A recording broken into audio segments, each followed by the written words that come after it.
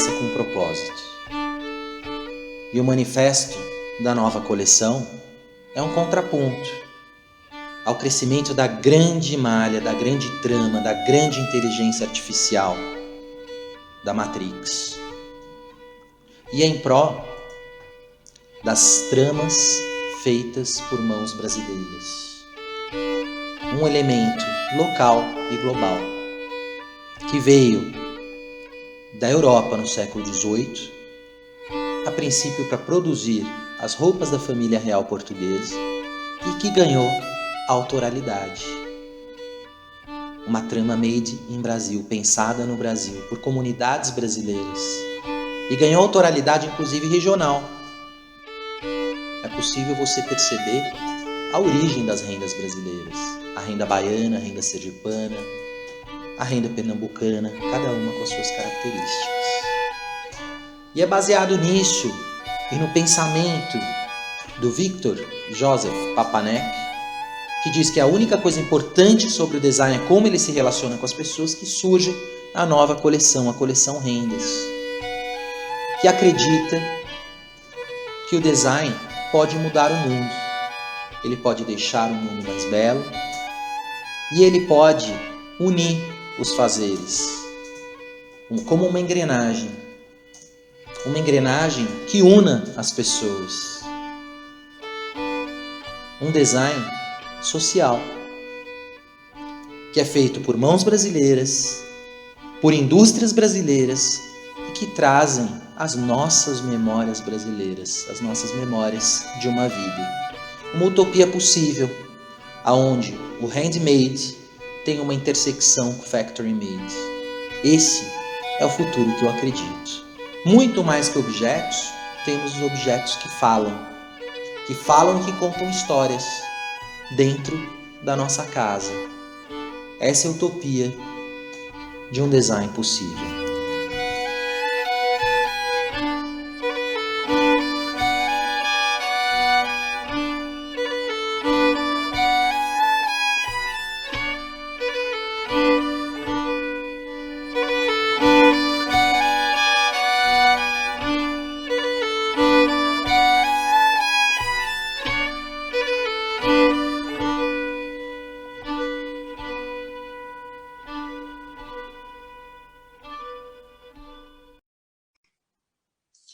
Boa noite a todos, sejam muito bem-vindos no evento Iconografia Baiana por Pedro Franco.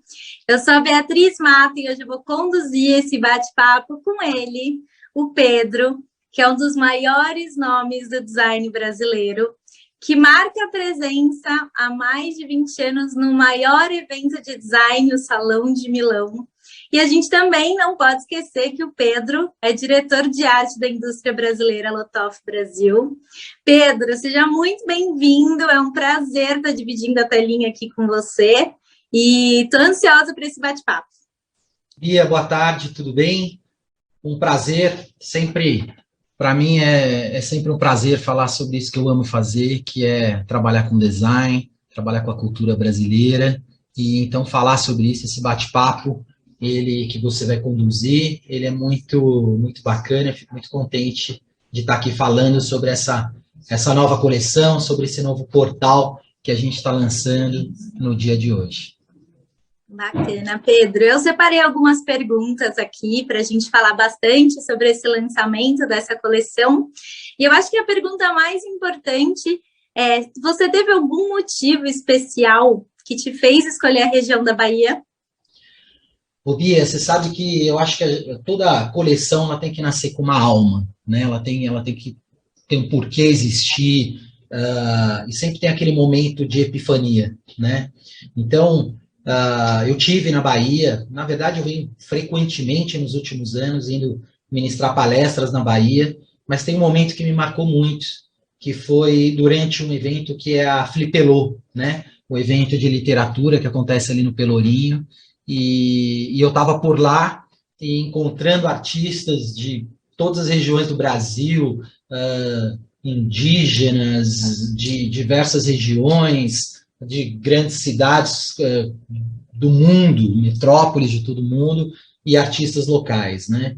E aquele foi um momento muito especial, mas de todos os momentos daquela Flipelô, teve um momento que foi o mais marcante, que foi quando eu fui assistir uma missa dentro de uma igreja que tem ali no Pelourinho, que chama Nossa Senhora do Rosário dos Negros, e eu fui assistir essa missa, e já é incrível, porque quando você entra ali, tem todos os santos católicos, mas negros, e tem santos da Umbanda. No decorrer da missa, a gente tinha cânticos, efetivamente, da Umbanda. Então, aquela miscigenação, aquele sincretismo religioso que tanto caracteriza a Bahia, foi um momento que eu falei, olha, eu acho que isso merece, efetivamente, que a gente transforme, registre esse momento em uma coleção, né? E também, pelo momento que a gente está passando, eu acho que a Bahia, ela é uma grande referência, né? No sentido de tolerância, de mistura de todos os credos e raças, com muita harmonia, representando o que o Brasil tem de mais bonito.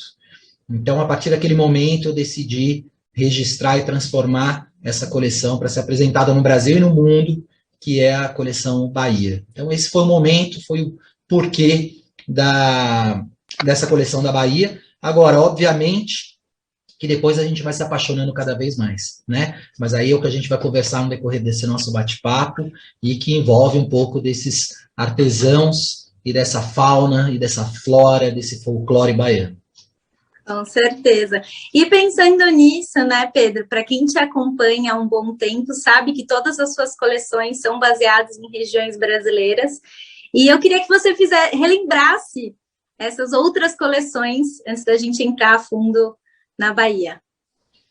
Então, Bia, na verdade, isso é um ponto muito marcante da minha trajetória, né? Eu digo que a brasilidade, ela não é um adjetivo, ela é um substantivo. Não existe para mim criar uma peça sem conter a questão da brasilidade. E lá no começo da minha trajetória, eu explorava muito isso na questão dos produtos. Novas matérias-primas, madeiras brasileiras, novas formas de produzir brasileiras, inclusive já desenvolvendo um trabalho com artesão, que eu vou te mostrar agora na sequência, mas para mim teve também um momento que foi muito marcante, que foi quando eu fui fazer uma palestra lá em Fortaleza e me levaram a uma região lá do Cariri, e ali eu me deparei com uma grande riqueza cultural no sentido da maestria de ofício. Desde então, eu venho viajando muito o Brasil, e eu acho que aí a gente tem uma característica que é muito marcante, muito bonita, que é que não existe um Brasil, existe vários Brasis, né? A gente fala de múltiplas culturas, e acho que o Brasil, novamente, repito que eu acho que assim como a Bahia, o Brasil é um grande exemplo para o mundo nesse sentido dessa grande miscigenação cultural, né? Então, em 2017, a gente apresentou pela primeira vez uma coleção inspirada numa região brasileira. Então, a brasilidade deixou de ser representada em produtos para efetivamente ela acontecer no contexto de toda uma coleção. Mas como eu acho que uma imagem vale mais do que 10 mil palavras, eu vou pedir licença para me compartilhar um pouquinho com você. Inclusive, acho que nesse nosso bate-papo eu vou parando para compartilhar algumas imagens, para respaldar o que eu estou falando, daí a gente volta a se ver, a se falar pessoalmente, e dessa forma a gente faz esse vai e vem entre a questão das imagens e do que eu estou dizendo. Um minutinho só, então, que eu vou compartilhar. Claro, fique à vontade.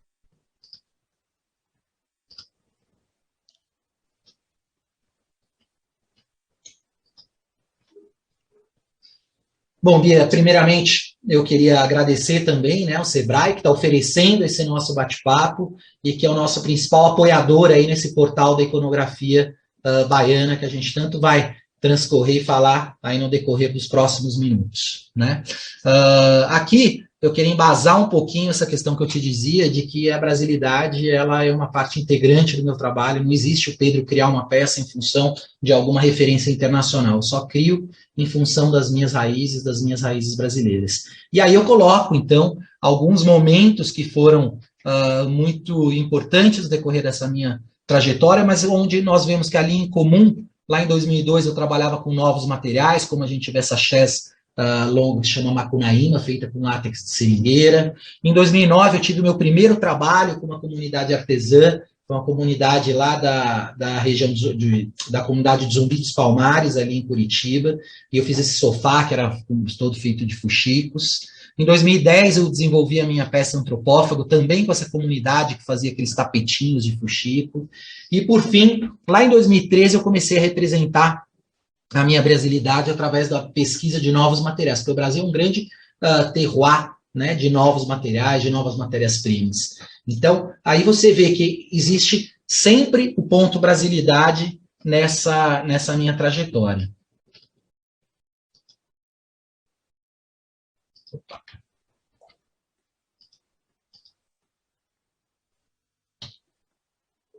Perfeito.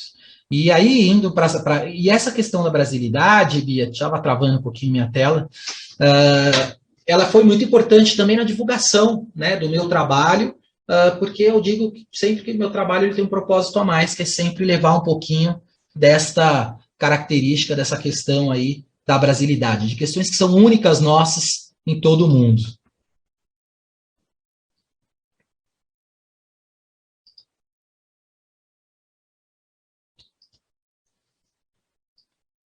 Só mais um minutinho, está travando um pouquinho aqui minha tela.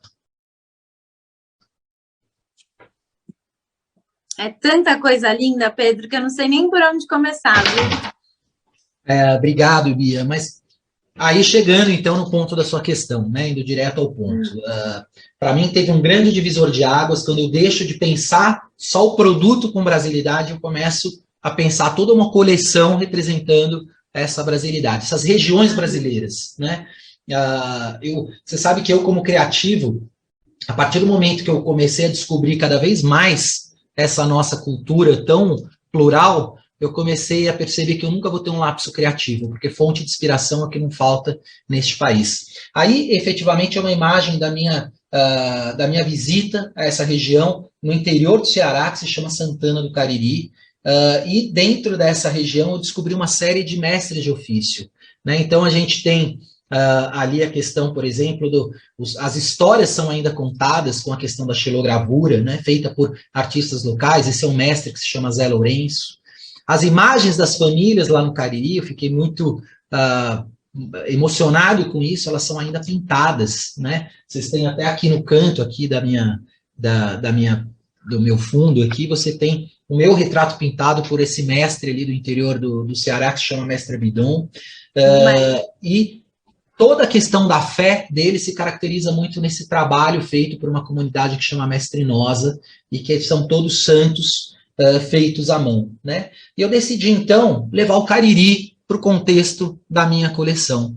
E aí você vê aí um pouquinho dessas imagens, que o catálogo, efetivamente, que a gente apresentou foi feito por esse mestre artesão ali da região do Cariri. A gente tinha, no decorrer dos nossos espaços apresentativos, um pouquinho do trabalho desses artesãos baianos, todos os retratos dos outros designers que eu convido para desenvolver peças inspirada nesse briefing brasileiro, mais especificamente nessa região do Cariri. Eles foram retratados pelo mestre Abidon, que faz essas pinturas, e aqui em cima você vê o fundo de tela, né? Então a gente se inspirou e criou todo um fundo do nosso stand na fauna e na flora ali da região do Cariri. E aí está uma imagem deste stand. Eu digo que aí foi um grande divisor de águas, porque mais do que vender um produto, a gente começou a vender essa emoção, a gente começou a vender essa cultura. As pessoas compram o nosso produto para se aculturar, né? Para levar um pedacinho por exemplo, nesse caso, do Cariri. Essa peça, essa cadeira que você vê aqui ao centro, foi uma peça criada que se chama Cariri, exatamente inspirada ali com esses artesãos do Mestrinosa que fazem esses santos em madeira. E a partir dali, com essa coleção, a gente acabou sendo publicado na capa do The New York Times, o maior jornal americano, como uma das 4 tendências do design daquele evento, que é o mais importante do mundo do design, que é o Salão de Milão, né? Então eu digo que ali a gente tomou gostinho de efetivamente desenvolver mais do que o produto, desenvolver uma coleção que traduza esses diferentes Brasis. E ali em 2018, eu estava fazendo uma palestra em Palmas e me levaram nessa outra região incrível, que é a região do Jalapão, onde existem alguns elementos que são muito únicos daquela região, inclusive em nível de Brasil, não tem nenhum outro lugar, por exemplo, essa matéria-prima que você vê aqui, que se chama capim dourado. Né? Então, você imagina que rico isso.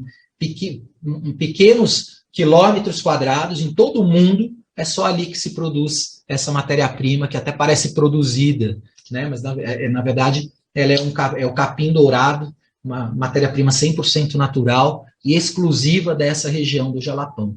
E no Jalapão a gente tem uma série de outras belezas, né, como esse encontro das dunas aqui com essa mata ciliar, e a gente tem também esses ofurôs, que são piscinas no meio desse verde, piscinas naturais, com água que vem de quilômetros de profundidade, você não consegue nem mergulhar ali de tanta pressão de água que sobe. Então, novamente, foi um momento de epifania, foi um momento de vamos apresentar efetivamente uma coleção inspirada nessa fauna, nessa flora, nessa região do Tocantins. E aí você tem um pouquinho das imagens desses nossos espaços apresentativos, que a gente apresenta aqui no Brasil, através dos nossos lojistas, em Milão, sempre trazendo e retratando um pouquinho do contexto da coleção. Então você vê que o produto, ele faz parte de um algo maior. Né? Eu digo que é o produto que ele carrega história, ele é portador de história, né? Ele atende a função de uso, você quer sentar, você quer utilizar, mas mais do que isso, ele carrega um monte de simbologias ali dentro dele.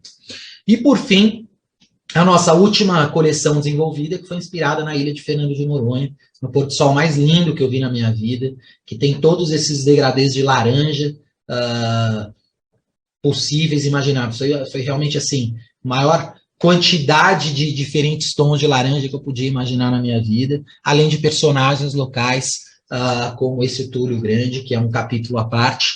E esses motivos, essas histórias, nos levaram a criar essa coleção, que foi apresentada também por todo o ano de 2019, e no qual os produtos todos foram criados procurando representar um pouquinho daquele pôr do sol que eu vi ali em Noronha. Né? E, então, exatamente este é o ponto do que nos alimenta e é o que a gente quer fazer efetivamente com essa coleção, que é a coleção Bahia, que a gente está lançando oficialmente aqui hoje. Pedro, são tantos detalhes, eu fico imaginando a complexidade para desenvolver todas essas coleções, eu já estou super ansiosa para ver cada detalhe dessa nova coleção. E é pensando nisso que eu queria ouvir a sua opinião de qual que é o papel tanto de um designer como de um artesão em todo esse processo de criação. Olha, Bia, esse é um ponto que é fundamental, na verdade, né? Eu acho que é uma relação que eu sempre digo que precisa existir uma grande sinergia, é quase que um encontro de amor, né? Tem um grande filósofo de design que ele diz que o design é feito em dois, é como uma relação de amor, né? Ora é a indústria e o designer, e ora é o artesão e o designer.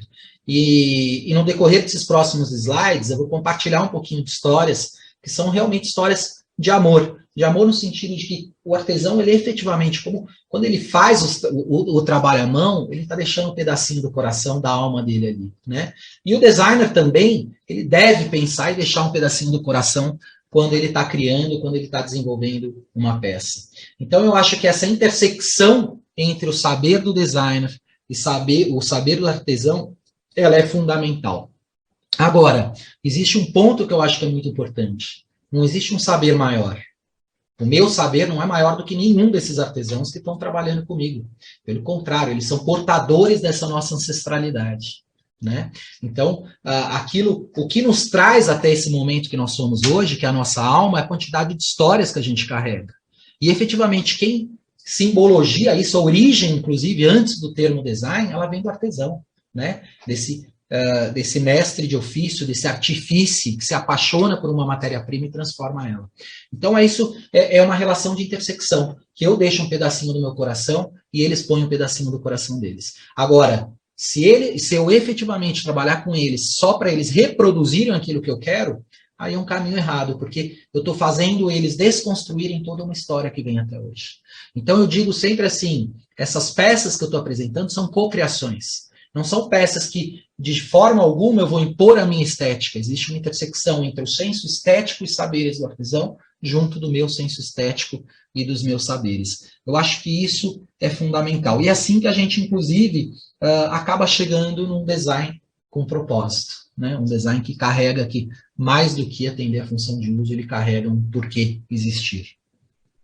Com certeza, sem dúvida nenhuma é um trabalho em equipe, né? O que você falou, só dá para chegar nesse resultado final incrível se tiver a união das duas frentes. Exatamente. E Pedro, Ô, Bia, eu gostaria até de fazer uma coisa, na verdade, desculpa te interromper, mas baseado nisso, eu gostaria até de compartilhar com você aqui uma frase que eu recebi de uma artesã, e que eu acho que ela sintetiza muito bem isso, né? Na verdade, ela conta um pouquinho de uma parceria aí que a gente fez, e na verdade eu poderia fazer exatamente o mesmo texto sobre ela, né? Então aí que entra essa relação que eu falei para você, que é a relação de amor. Então vou compartilhar um vídeo com você de um trabalho que eu fiz muito bacana com uma artesã que chama Fafá. Você me permite?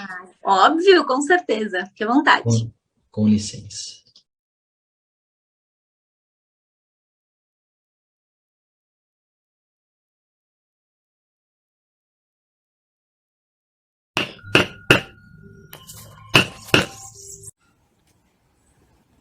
Meu nome é Fafá, eu sou escultora em madeira há 40 anos.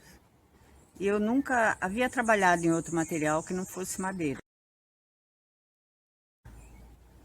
E eu aceitei esse desafio de fazer essa obra que o Pedro já tinha criado, né? Colocar em prática.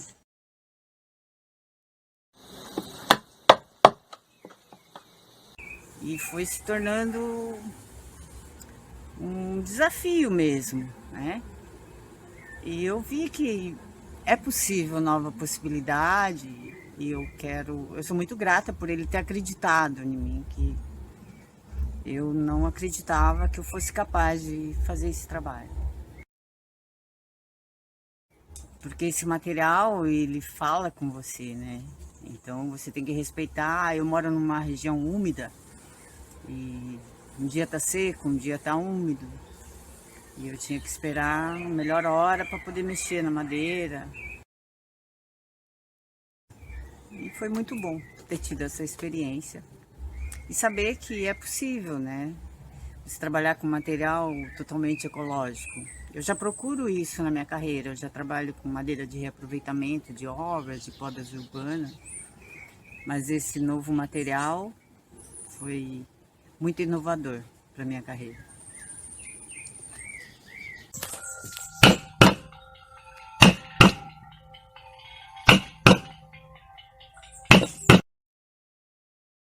Então, Bia, aí, efetivamente, eu poderia fazer um vídeo igualzinho falando e agradecendo a Fafá por ela se disponibilizar, topar esse desafio. Eu me deparei com um trabalho incrível dela, ela entalha madeira, e falei para ela, olha, eu tenho uma ideia assim, tenho esse conceito, e você gostaria de interpretar ele dentro desse seu saber? Porque até então aquilo era, eu tinha pensado para ser aplicado pela grande indústria. E ela topou aquele desafio. E o que é bacana? A peça que ela fez não é a peça do Pedro, é a peça do Pedro com a Fafá. Porque ela traz os improvisos dela, uma peça diferente da outra, a forma dela entalhar é diferente da uma peça da outra. Então, eu acho que realmente é essa relação, esse encontro de almas e sobretudo, eu acho que é um encontro de muita humildade. O artesão, assim, ele por si só, ele já traz na alma dele essa característica da humildade. E cabe ao designer trazer também essa humildade, de forma que a gente possa também aprender com eles e a gente, dessa forma, criar 4 mãos, não em 2, que são muito melhor. Com certeza. E é por isso que é um trabalho tão lindo e que deixa a gente, assim, deslumbrado, porque é isso que você falou, não existem réplicas, né? Cada peça é única, feita de uma maneira, e o trabalho, sem dúvida alguma, tem um resultado espetacular. E, Pedro, entre tantas publicações que você já fez, eu queria relembrar uma que é super especial, que saiu em maio de 2020, pela revista It Home, sobre as tendências dos móveis que falam e contam histórias. Eu adorei essa publicação e eu queria, esse momento, que você detalhasse um pouco como que foi. Falar um pouquinho mais sobre ela para a gente, por favor. Ô, Bia, sabe que essa é uma matéria que eu gostei muito e que eu vejo que ela teve bastante repercussão, eu acho isso muito bacana. que na verdade, o título dessa matéria, ela é Design com Propósito. E o que é esse design com propósito? Nada mais é que isso tudo que a gente está conversando, né? Eu acho que hoje o mundo ele é tão invadido já por tantos produtos de consumo, né? A gente tem de norte a sul do Brasil e do mundo inteiro, a gente tem produtos reproduzidos, sem alma, né? Então, assim, sinceramente, quando chegam para mim e falam, faz uma cadeira, eu não faço uma cadeira, eu faço produtos para serem plataformas de histórias, né? Eu acho que isso é fundamental, e por isso que eu acho que a gente tem que efetivamente ser um porta-estandarte da nossa cultura, das nossas raízes. As nossas raízes nos fazem único. E o que a gente descobriu no meio dessa pandemia?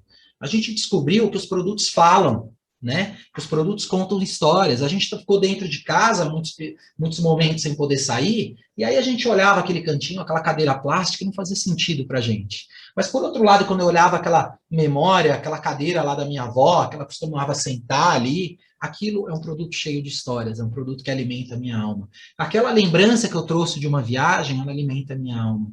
Então, eu acredito que nesse momento as pessoas entenderam a importância de consumir com consciência, né? E aí que eu acho que efetivamente vem uma importância muito grande, uma responsabilidade muito importante no trabalho do designer hoje, né? O design tem que ter propósito, ele tem que ter o porquê existir, ele tem que emocionar as pessoas.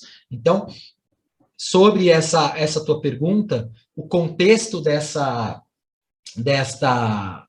coluna, desta matéria, foi exatamente falar um pouquinho sobre esse produto que vai além, sabe?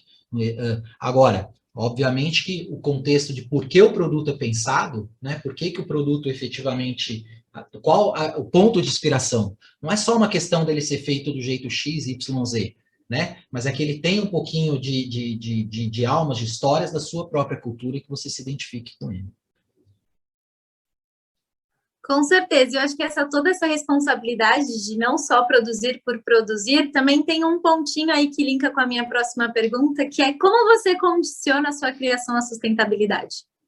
Bia, essa é uma excelente pergunta, na verdade, porque eu acho que a gente, durante muito tempo, a gente foi condicionado a pensar a sustentabilidade dentro do sentido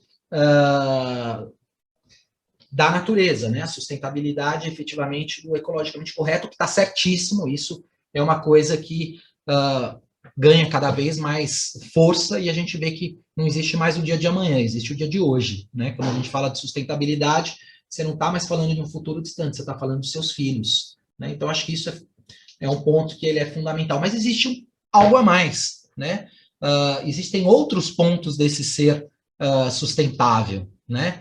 Então, por mais que eu acho e acredite nos valores dessa sustentabilidade, efetivamente do reuso, da utilização correta, consciente da matéria-prima, tanto é prova que, por exemplo, aqui à esquerda você vê uma das peças que é um dos meus best-sellers, uma das peças mais icônicas hoje exportadas do Brasil, que é a cadeira esqueleto. A gente desenvolveu uma técnica na qual a gente se utiliza de semente de frutos brasileiros, reinjetamos aquela semente de fruto e transformamos uma cadeira. Então, não é só uma cadeira, essa é uma cadeira esqueleto que é feita com a injeção da acerola ou do açaí, que são frutos especificamente de uma região do Brasil, e é uma peça efetivamente sustentável e ecologicamente correta. Legal, ótimo.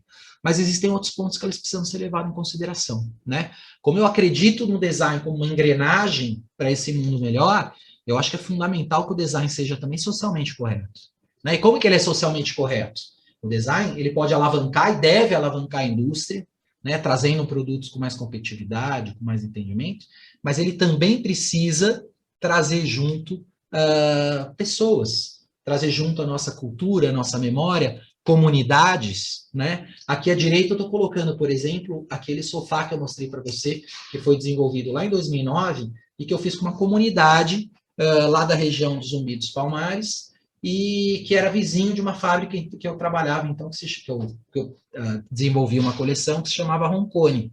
Então, você imagina, eu peguei aquela comunidade, eu desenvolvi uma peça na qual eu utilizava toda a expertise da fábrica, mas que, por outro lado, era fundamental a expertise do artesão que ficava a poucos metros da fábrica. E aí, o que aconteceu? A fábrica começou a fazer uma tratativa com aquela comunidade e gerou uma boa quantidade de trabalho para eles, como no caso você vê ali no canto a produção em série desse sofá que se chama Primavera. Então, acho que a gente sempre tem que falar de socialmente correto, né?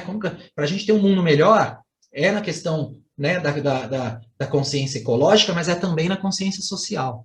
E, por fim, existe um outro ponto que eu acho que ele é fundamental para a gente ser também sustentável, né? Criar e produzir produtos que façam sentido. Ali à direita eu estou botando, por exemplo, um guardanapo bordado com as iniciais de uma família. Então eu te pergunto, alguém jogaria esse guardanapo? Descartaria ele? Existe emoção, existe coração ali. Quando a gente produz algo que toca o coração das pessoas, a gente está sendo também sustentável. Por quê? Porque a gente está produzindo produtos com sentido que as pessoas vão ter mais dificuldade do descarte. É diferente, por exemplo, quando a gente tem hoje um mundo no qual a gente tem momentos que é mais produtivo você comprar uma impressora nova do que você trocar um cartucho, né? Ou que você troca seu celular e aquele celular, todo mundo tem 7, 8, 9 celulares guardados na gaveta. Então, eu acho que é um momento que a gente tem que atender essa tríade, né? Produtos que emocionam e façam sentido para as pessoas, além da função de uso, porque quando emociona, as pessoas descartam com mais dificuldade. Socialmente correto, no sentido da gente gerar essa economia de bem, essa economia circular, e também no sentido, obviamente, da natureza. Então, eu acho que esse é um tripé que ele é fundamental para se traduzir hoje um bom design, um bom trabalho, uma boa indústria, um bom designer, um mundo melhor. Com certeza. E que venham pessoas com essa consciência e que a gente tenha cada vez mais isso no nosso mercado, que a gente possa consumir consciente, né, Pedro? Inclusive, eu vou voltar aqui para falar da sua coleção nova, e eu também quero instigar as pessoas que estão assistindo a gente aqui a mandar suas perguntas pelo nosso Q&A. Se não der tempo da gente responder hoje, a gente também pode conversar com o Pedro via Instagram, então fiquem à vontade. Mas, Pedro, falando na coleção nova, fiquei sabendo que a sua inspiração foram nas rendas, e eu queria saber um pouquinho mais sobre elas. Pois é, as rendas, você sabe que eu sou fissurado por renda. Bia, eu tenho rendas de todas as regiões do Brasil, e nessas minhas incursões aí para a Bahia, eu colecionei também uma série de rendas. E quando eu voltei da última vez do Salão de Milão, eu fiquei muito incomodado com uma tendência que é a questão da inteligência artificial, dessa grande rede que as pessoas chamam de Matrix, né? Ou seja, a criação a partir de algoritmos. E aí isso me trouxe uma reflexão. Puxa, como que vai ser esse mundo se a gente vai criar com algoritmos, né? Tiram esse saber do criativo, esses saberes ancestrais, por exemplo, do artesão, é a máquina criando sem raízes. E aí eu quis fazer um contraponto a essa malha da Matrix. Eu quis falar da malha do tear manual, né? Do tear que é tão representativo da cultura brasileira. Eu gosto muito também sempre de falar do termo da localidade, né? Eu acho que a gente sempre tem que ser muito antenado com o mundo, conectado com o mundo, no sentido de ser cosmopolita, mas a gente não pode ser colonizado, né? Acho que a gente tem que transformar aquilo que a gente vê no mundo e devolver com a nossa característica, como movimento da antropofagia. E as rendas, elas aconteceram mais ou menos dessa maneira, né? Imagine você que as rendas, elas foram inventadas no século XV por franceses e italianos, e no século XVII, a família real portuguesa trouxe elas aqui para o Brasil, mas para que os artesãos fizessem as roupas deles. E no fim das contas, os artesãos começaram a botar criação ali. Tanto é prova que o Brasil é um dos maiores terroirs de diversidade de rendas do mundo. E imagine você que a gente tem rendas, que quem é expert em rendas, ele sabe a diferença de um bilro feito no Ceará e um bilro feito na Bahia pelo tipo do nó, né, que é feito ali. Ou seja, é como um quadro de um pintor, né? Aquela característica da pincelada, ele deixa uma marca muito grande. Então, eu resolvi desenvolver uma coleção toda baseada nessas rendas que se contrapõem a essa grande matrix. E é o tema de toda essa nova coleção, até porque um dos principais berços das rendas brasileiras a gente encontra aí na Bahia. Nossa, Pedro, a gente começou aqui o evento de hoje assistindo o seu manifesto. onde você fala e aborda um pouco do futuro que você acredita e da intersecção do industrial e do artesanal. Agora a gente tem a oportunidade de ouvir um pouquinho de você sobre esse manifesto, sobre essa visão que você tem e o que você tem a contribuir para a gente. Ô Bia, se você me permite, então eu vou mostrar um pouquinho de imagens para você de novo. Claro! Sobre essa minha coleção de rendas aí. Deixa eu só maximizar aqui.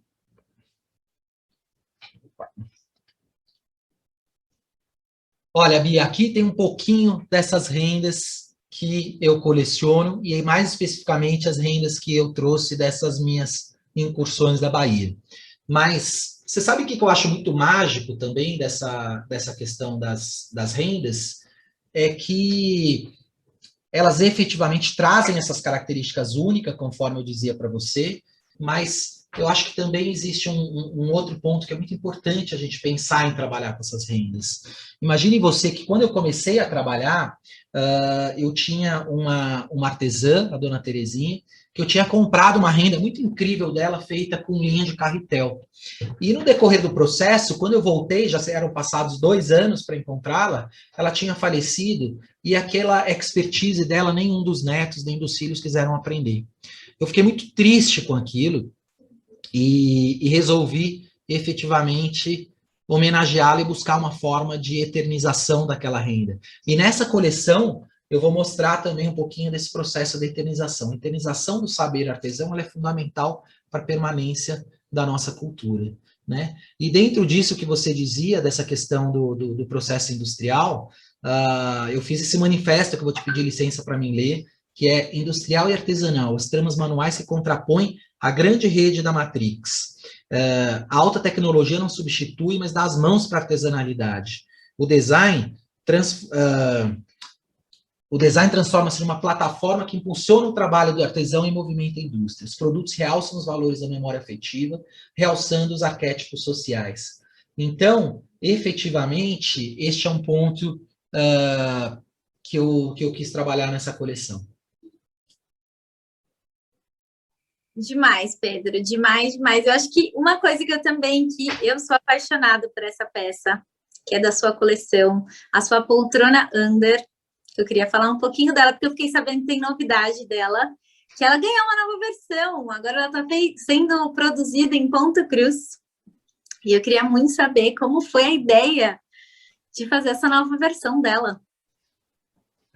Bia, essa peça, você sabe que é uma das minhas queridinhas, uma das peças aí que eu criei, que eu Minha também. Mais gosto, tenho um grande amor, uma relação de amor por essa peça, e ela sempre é uma porta-bandeira da nova coleção que a gente está trazendo, né?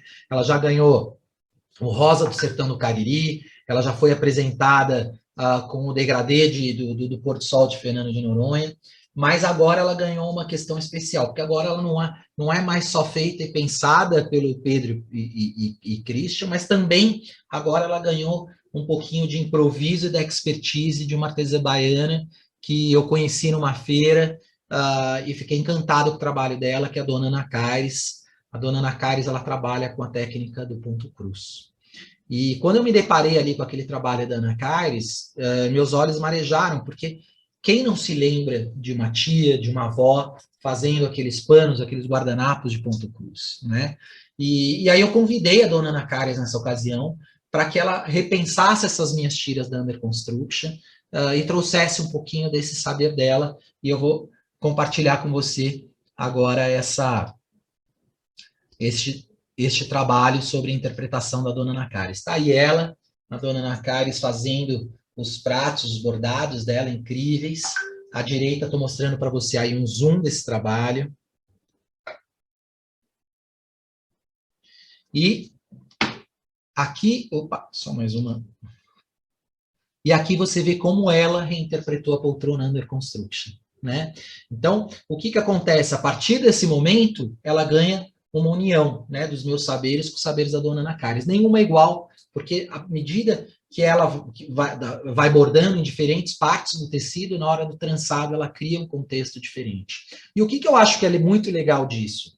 Se por um lado eu produzo a poltrona Under Construction, e nessa edição feita no Ponto Cruz, eu sempre vou estar pedindo para a dona Ana Caires e catapultando o trabalho dela, merecidamente. Por outro lado, também, todos os nossos dizeres, todas as divulgações, o tag que acompanha o produto, vem com o contato da dona Ana Caires. Né? Então, a pessoa que quiser efetivamente o trabalho dela, vai contatá-la diretamente e trabalhar com a dona Ana Caires. As pessoas que quiserem essa Under Construction, nessa versão, vai conversar comigo, mas, consequentemente, a gente também está sempre produzindo com ela. Então, é aquilo que eu te digo, o design como uma plataforma de bem, né, como uma plataforma circular que envolve todos, que carrega a nossa cultura e que eterniza esses saberes. E aqui eu vou mostrar um pouquinho dos dizeres da dona Ana Caires, lembrando que, na verdade, eu não tive tempo para isso, mas eu também deveria ter gravado um vídeo para botar logo na sequência, para rebater tudo isso, porque, na verdade,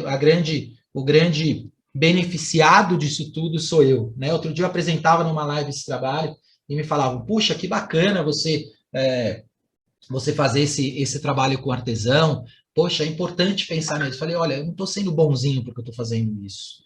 Eles estão sendo bonzinhos comigo, de trazerem essa expertise, de aceitarem esse trabalho, de trazerem esse processo. Tem uma troca, realmente. Né? Na verdade, é um processo recíproco. Para mim foi um prazer trabalhar com você, essa nossa parceria muito boa. Para mim rendeu assim muitos benefícios. Foi assim, o meu artesanato cresceu muito depois da nossa parceria. E eu fiquei muito feliz quando eu vi o resultado que nós fizemos, né? Eu com o meu bordado e você com a sua arte, sua belíssima arte. Então, assim, eu fiquei muito satisfeita com o resultado final. Eu só tenho que agradecer a você pela nossa parceria, né? E para mim foi muito bom. E foi muito bom, assim, conhecer você também, né? E eu só tenho que agradecer a você. Tchau. Na verdade, eu que tenho que agradecer a dona Ana Caires por efetivamente trazer um pouquinho dessa expertise dela, topar esse desafio, participar desse processo. Então, eu efetivamente que tenho que agradecer. Eu também fiquei muito satisfeito, muito contente com esse resultado. A gente vai até apresentar essa cadeira que eu fiz com a dona Ana Caires, que até estou sabendo que ela está nos assistindo. Aí um grande beijo para a senhora. E essa peça a gente vai apresentar lá na Itália, lá em Milão também. E tem feito muito sucesso. Espero que seja também tão importante para a dona Ana Caires como tem sido para mim. Nossa, que lindo esse trabalho de vocês, e sem dúvida nenhuma como faz diferença, e eu acho que sem dúvida nenhuma o valor dessa cadeira ficou ainda maior. E já que a gente trouxe e relembrou esse trabalho tão bonito de vocês, queria saber quais outras peças que você desenvolveu juntamente com outros artesãos. Vou mostrar para você aqui então, Bia.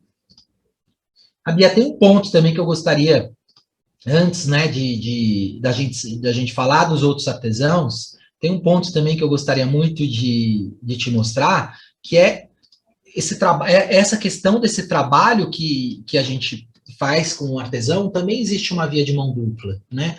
É muito importante também o trabalho da indústria, mas desde que não seja mais um produto, mas que seja um produto que tenha alma. A partir desse momento e dessa parceria que eu fiz com a dona Ana Caires, eu traduzi um pouco o trabalho dela para a linguagem digital. E eu levei esse trabalho dela para a grande indústria.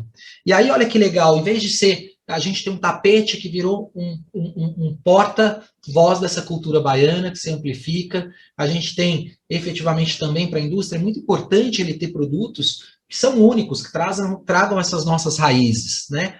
Só no Brasil poderia ter um tapete desse inspirado no Ponto Cruz. E fiz a mesma coisa com a cerâmica, né? Essa é uma cerâmica que o ponto de partida foi esse bordado brasileiro e que aqui a gente traduziu ela para uma realidade industrial. Então, eu acredito realmente no design como essa plataforma, né? A gente tem o artesão, tem a indústria e tem o designer.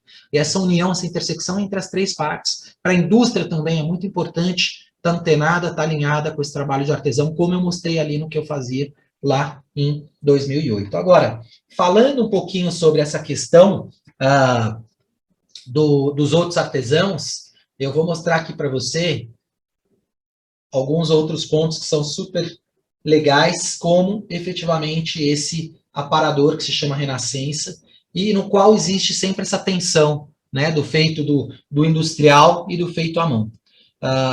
Ou seja, cada artesão ele traz um input diferente, uma história diferente, e é muito importante que a gente sempre tenha esse diálogo, né, entre as partes. E eu sempre procuro brincar um pouquinho sobre esse pensamento, né, de como seria trazer essa realidade artesã para dentro da indústria, como seria, por outro lado, o produto industrial traduzido pelo artesão.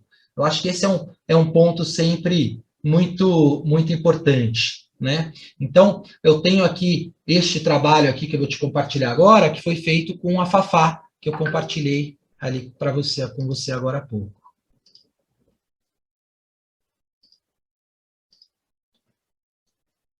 Este daqui é o aparador que foi esculpido pela Fafá, feito à mão. E este daqui foi feito pela grande máquina. Ou seja, cada um deles, você pode ver que eles têm a sua beleza, né? Aqui eu tenho a disciplina da máquina que reproduz fielmente aquilo que o Pedro pensou, e aqui eu tenho o improviso da Fafá. Ela já chega mais perto das bordas do produto, ela traz o improviso que o produto dá uma profundidade 3D mais diferente. Então, eu acho que isso é bacana. Eu acho que não existe um mundo ou outro, acho que existe uma intersecção entre esses saberes, e eu acho que isso é fundamental. E aqui, falando um pouquinho também ainda dessa questão dos outros artesãos, as minhas rendas, eu tinha uma série de rendas que eu trouxe ali da Bahia. Aqui tem algumas delas, por exemplo, como esse centro de bilro aqui, centro de mesa feito pelas meninas lá da Renda Van, que é uma comunidade super legal, que eu vou falar um pouquinho mais adiante. Quem não conhece, por favor, acompanhe no Instagram o trabalho delas. Tem frivolité, tem o bilro, tem uma série de trabalhos. A gente tem, por exemplo, o trabalho da Celesina, aí, tudo feito efetivamente com essa renda irlandesa, e aqui a gente tem o bilro. E aí, a gente, naquela vontade que eu te contava de eternizar o trabalho da dona Terezinha, a gente desenvolveu junto de uma outra artesã, que é a Fernanda, e a gente começou a eternizar aquela minha coleção de rendas. Então, aquelas rendas, elas são imersas aí num banho de cobre, e consequentemente, elas ficam eternizadas para todo sempre. Então, mesmo a renda da dona Terezinha, que ninguém aprendeu, ela está eternizada sobre a forma de uma cadeira, como você vê aqui do lado esquerdo, ou nessa minha peça do lado direito, cuja renda de bilro é das meninas lá da Renda Van, né? Então, é super bacana que a gente tem efetivamente aí um design que ele mescla um pouquinho do industrial com o artesanal. Cada encosto dessas cadeiras que você está vendo, elas efetivamente trazem um trabalho feito à mão. Acabam sendo peças únicas, porque essa é uma característica do trabalho artesão. E, por outro lado, eu tenho essas rendas que efetivamente são fusion de rendas brasileiras, uma mistura que eu criei a partir de rendas brasileiras, e na qual a grande indústria, o grande processo industrial produz essas peças em quantidade. Então, novamente, a gente tem aqui, não tem uma peça mais bonita que a outra. As duas peças têm a sua beleza, têm o seu contexto, e eu acho que isso é um ponto muito importante. Essas são umas mesas de centro na qual a gente também tem sobre elas essas rendas eternizadas, aí, essas rendas baianas. Então, efetivamente, eu acredito muito nessa intersecção, né? Hora do artesanal, hora do industrial, né? Então, agora, eu tenho uma série de outros trabalhos, de outros artesãos aí que eu venho fazendo alguns trabalhos, porque você aprende com eles a cada dia, né? A gente aprende efetivamente com esses artesãos, cada um tem uma técnica diferente, né? Então, essa daqui que eu vou te mostrar agora, por exemplo, é o trabalho... Opa, só um minutinho. Da Dona Maria de Fátima, né? Então, a Dona Maria de Fátima, ela tem um trabalho incrível, que é um trabalho de eternização da renda com a maisena. Ela endurece esse trabalho que ela faz, que essa trama que ela faz, ela enrijece isso com a maisena, né, esse macramê. E quando eu conheci o trabalho dela, também nessa feira, eu falei, puxa, vamos desenvolver um trabalho conjunto, e tá aí um pouquinho do que a gente está fazendo. A gente está desenvolvendo uma super luminária feita à mão por essa artesã.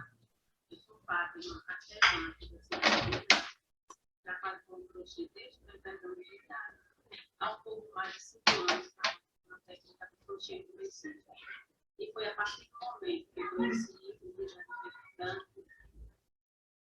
Então, aí você viu um pouquinho do trabalho dela. E aqui,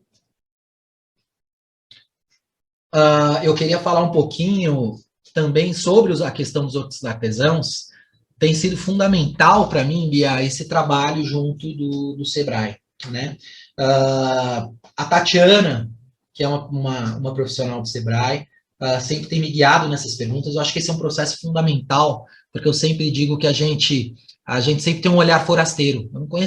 Eu conheço de fora, o meu olhar ele é forasteiro, eu preciso de um olhar local, e ela tem me guiado muito nessas pesquisas. Aí você vê eu com ela e a Maria de Fátima, a gente com as meninas da Rendavan, e ela tem me apresentado muito artesão, e me apresentou esse livro, que é um livro incrível, que é um livro de iconografia feito pelo Sebrae, e que é um trabalho maravilhoso. Eu acho que isso devia ser um livro obrigatório aí das escolas de design, e que exploram e eternizam também esse saber artesão, né? E dentro desse processo tem uma série de outros artesãos que eu quero desenvolver um trabalho, como aí o Rosalvo Santana, que eu tenho aqui atrás de mim me protegendo, o trabalho dele, que é todo um trabalho feito com terracota incrível. A gente vai desenvolver um trabalho conjunto agora, e assim como ele, tem o mestre Gerard, que também faz os santos em cerâmica, mas ele traz exatamente essas rendas desenhadas à mão por trás em cada criação. Um trabalho incrível que eu nunca tinha visto, fiquei maravilhado.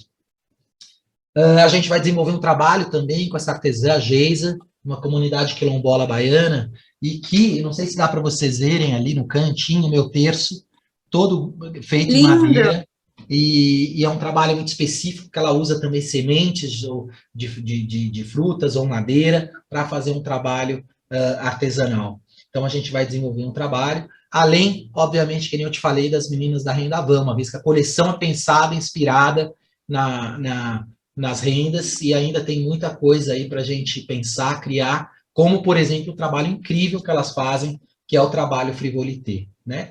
E, por fim, para fazer aquela questão sensorial, que nem você viu, que a gente apresentou das outras coleções, a gente quer trazer um pouquinho também dessa fauna, dessa flora baiana, né? Tão rica, como que tem o Mandacaru, que tem as igrejinhas como a igreja de São Francisco, uma igrejinha colonial, o oratório, que traz um pouquinho aí dessa questão dessa fé, desse sincretismo da Iemanjá, enfim. Sim. Então, a gente está lançando hoje esse portal, mas tem muito trabalho ainda pela frente. Essa cultura baiana ela é muito rica, e a gente vai ter os próximos capítulos, né, Bia?